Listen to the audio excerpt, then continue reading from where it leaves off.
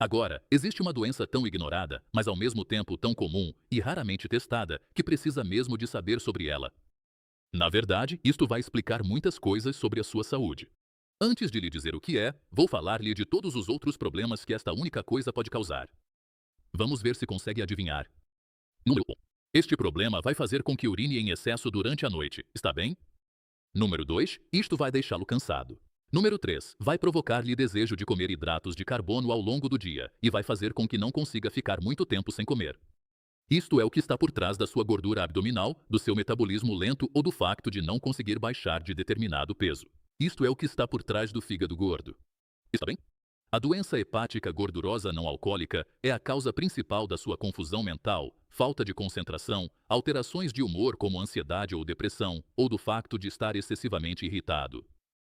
É a razão por trás da demência e da perda de memória. Esta condição aumenta o risco de cancro, ataque cardíaco, trombose e AVC. É também a causa por detrás de problemas nervosos como a disfunção do sistema nervoso autônomo, bem como da neuropatia periférica nas solas dos pés ou nas palmas das mãos. Além disso, reduz significativamente o seu sistema imunitário, aumentando o risco de contrair infecções.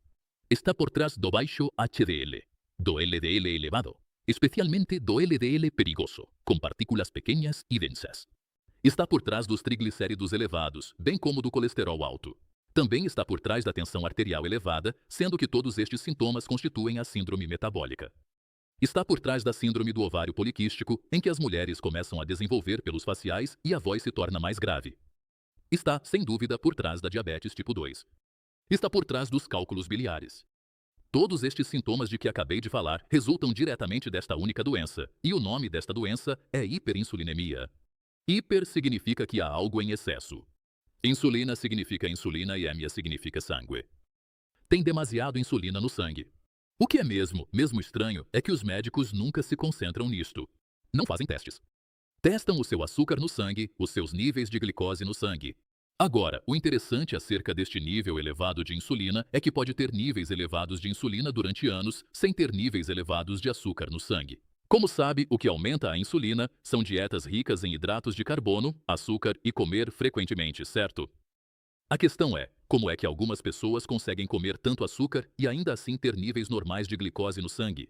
Uma pessoa comum consome 13 colheres de chá de açúcar adicionado por dia. Isto é só o açúcar adicionado, não tem nada a ver com os outros hidratos de carbono que comem. Se juntarmos os outros hidratos de carbono, isso representa cerca de 60 ou 65% do total de calorias. Estamos a falar de meio quilo de açúcar por dia. Estamos a falar de 68,7 colheres de chá de açúcar em que todos esses hidratos de carbono se transformam. Refiro-me a coisas como vinho, pão, massa, cereais, bolachas, sumo de fruta. Todos esses hidratos de carbono transformam-se em 68,7 colheres de chá de açúcar por dia.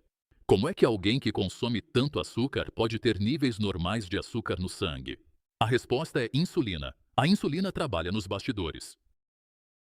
A insulina retira o açúcar dali para lhe dar níveis normais de açúcar no sangue. E é aí que o médico verifica o seu açúcar no sangue. Diz que está tudo bem, que está saudável, mas não verificaram a insulina.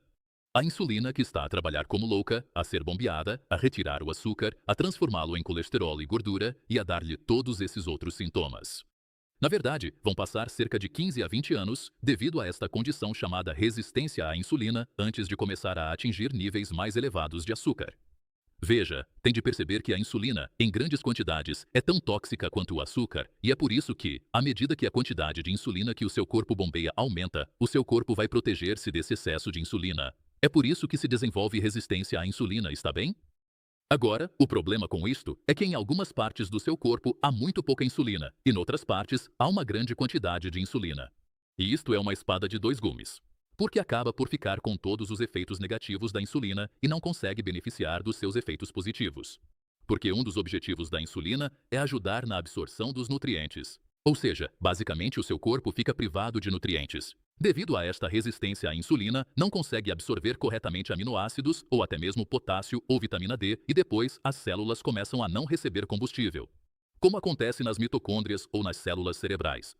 É por isso que começa o esquecimento. Começa a ter todo o tipo de problemas relacionados com as suas células.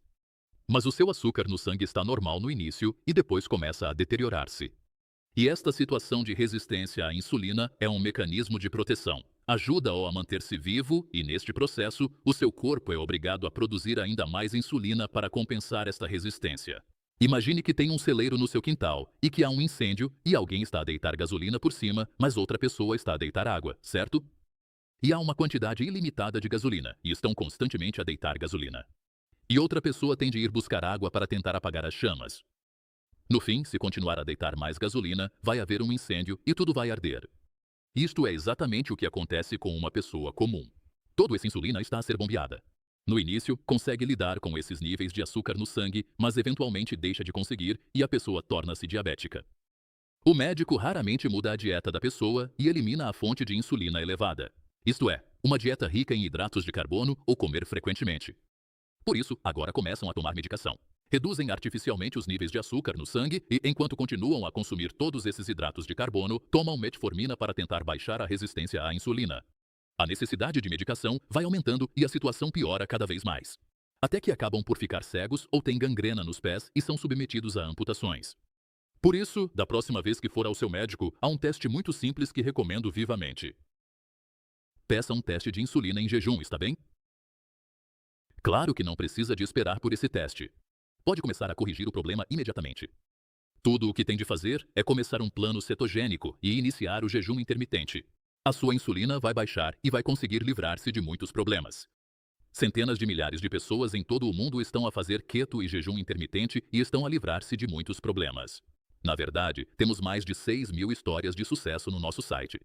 Pode ir a drberg.com e começar a lê-las. Mas isto é apenas uma pequena amostra. Há muitas mais pessoas. Só comecei a recolher histórias de sucesso recentemente. Gostava de ter começado desde o início. Recomendo especialmente o livro do Dr. Joseph Kraft sobre este assunto. Aconselho a sua leitura. Vou deixar o link embaixo. Porque o livro apoia muitos dos pontos que expliquei com dados científicos. Mas, neste momento, o melhor para si é começar a dieta cetogênica juntamente com o jejum intermitente. Este vídeo vai explicar exatamente como pode fazer isto de uma forma muito simples. Dê uma vista de olhos.